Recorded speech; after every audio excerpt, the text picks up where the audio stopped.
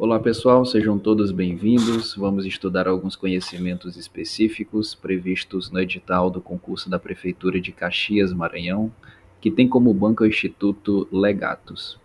Quero frisar que na data em que gravo este vídeo, o concurso está suspenso, mas calma. Tudo indica que o concurso será reaberto no futuro e assim você terá a chance de ser um dos futuros servidores da prefeitura dessa cidade. Sem enrolação, vamos estudar agora a história local do município de Caxias, Maranhão. Antes da colonização portuguesa no Brasil, a região de Caxias, Maranhão, era habitada por diversas tribos indígenas, como os Guanarés, Timbiras e os Gamelas. A partir da chegada dos colonizadores portugueses, houve a integração e, muitas vezes, o conflito entre as culturas indígena e europeia. A presença dos jesuítas na história de Caxias é marcada por uma série de eventos e contribuições significativas que moldaram a cultura e a religião da região. Os jesuítas chegaram ao Brasil no século XVI com a missão de evangelizar os indígenas e expandir a fé católica. No Maranhão, eles estabeleceram missões a partir do século XVII, com o objetivo de converter os povos indígenas e integrá-los à cultura europeia. As missões jesuíticas em Caxias desempenharam um papel crucial na educação e na formação cultural da população local. Os jesuítas fundaram escolas e centros de aprendizado onde ensinavam leitura, escrita, catequese e habilidades práticas como agricultura e artesanato.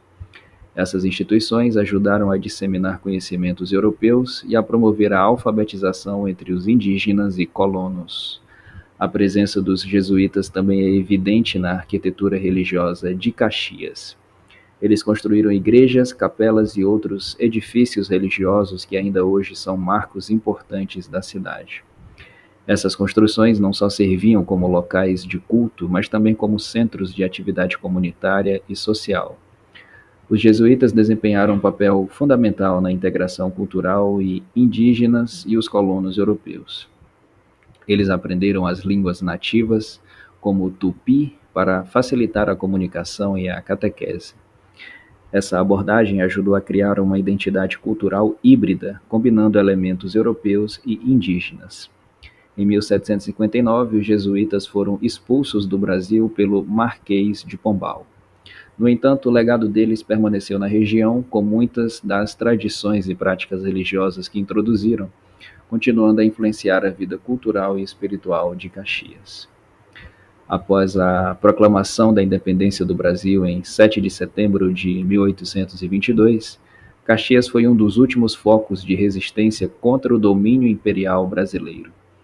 O cerco de Caxias foi liderado pelo Exército Brasileiro sob o comando de José Pereira Filgueiras, que tentou capturar a cidade defendida pelo exército português, comandado por João José da Cunha Fidié. O cerco começou em meados de 1823, durou várias semanas e foi um dos últimos grandes confrontos da Guerra da Independência no Maranhão. As forças brasileiras utilizaram uma estratégia de bloqueio para cortar as linhas de suprimento da cidade, dificultando a resistência portuguesa. O combate foi feroz, com ambos os lados sofrendo baixas significativas. Após semanas de combate, a cidade de Caxias finalmente se rendeu em 28 de julho de 1823, concretizando a adesão do Maranhão à causa da independência e marcando o fim da resistência portuguesa nessa região. A Balaiada foi uma revolta popular que ocorreu na província do Maranhão entre 1838 e 1841, ou seja, durante o período da regência imperial e do governo de Dom Pedro II, a partir de 1840. A província enfrentava dificuldades econômicas e uma crescente insatisfação entre as classes menos favorecidas. Caracterizada por sua natureza popular e violenta, a Balaiada expressava o descontentamento de diversas camadas sociais com as condições de vida e a ordem política estabelecida. A concentração de terras e riquezas nas mãos de poucos, aliada à pobreza e à miséria da maioria da população, gerava grande insatisfação. A mão de obra escrava e livre era submetida a condições de trabalho precárias e baixos salários.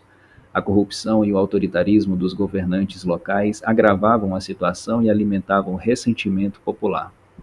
A rivalidade entre as elites locais, bem como a disputa entre conservadores e liberais, contribuiu para o clima de instabilidade.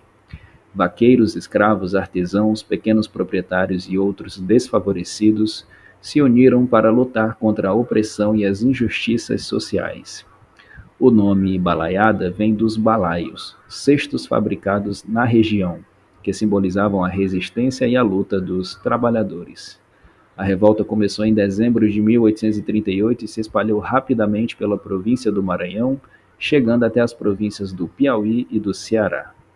A balaiada teve início com a invasão de uma cadeia em Vila da Manga, liderada pelo vaqueiro Raimundo Gomes, conhecido como Cara Preta. A balaiada foi marcada por confrontos violentos entre os rebeldes e as forças governamentais, com diversas cidades sendo atacadas e saqueadas. Os rebeldes atacaram fazendas, igrejas e outras propriedades dos poderosos e pregavam a igualdade social, a justiça e a liberdade, expressando um profundo desejo de mudança. Entre os principais líderes da balaiada estavam o já citado Raimundo Gomes, o Cara Preta, Manuel Francisco dos Anjos Ferreiro, Manuel Congo, e Antônio Pedro Marinho, Pedro do Piauí. Esses líderes mobilizaram as massas e organizaram a resistência contra as autoridades locais.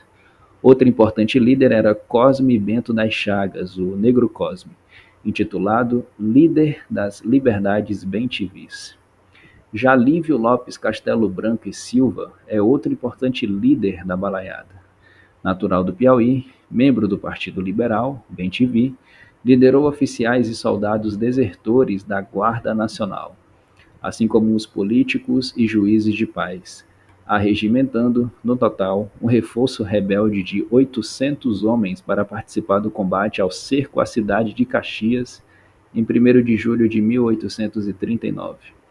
Durante a ocupação de Caxias, desempenhou um papel crucial na organização e liderança dos rebeldes, contribuindo significativamente para a resistência contra as autoridades imperiais. Era um jornalista e escritor que usava a poesia para responder às perseguições. A balaiada foi finalmente reprimida pelas forças imperiais em fevereiro de 1841. A ausência de uma liderança única e a participação de diversos líderes locais contribuíram para a força e a dispersão do movimento. Muitos dos líderes e participantes da revolta foram presos ou executados. No entanto, a balaiada deixou um legado duradouro na história do Maranhão, simbolizando uma luta pela justiça social e a resistência contra a opressão. A balaiada é considerada um dos maiores movimentos sociais da história do Brasil, representando a luta por justiça e igualdade. A revolta inspirou outros movimentos sociais, como a cabanagem no Pará e a farroupilha no Rio Grande do Sul.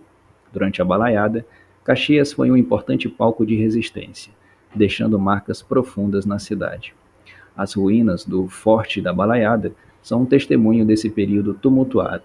As ruínas foram integradas ao Jardim do Memorial da Balaiada, museu responsável pela salvaguarda da memória escrita e oral da revolta maranhense. As ruínas do Forte da Balaiada estão localizadas no Morro do Alecrim, local de importância durante a revolta da Balaiada e atual Centro Histórico de Caxias.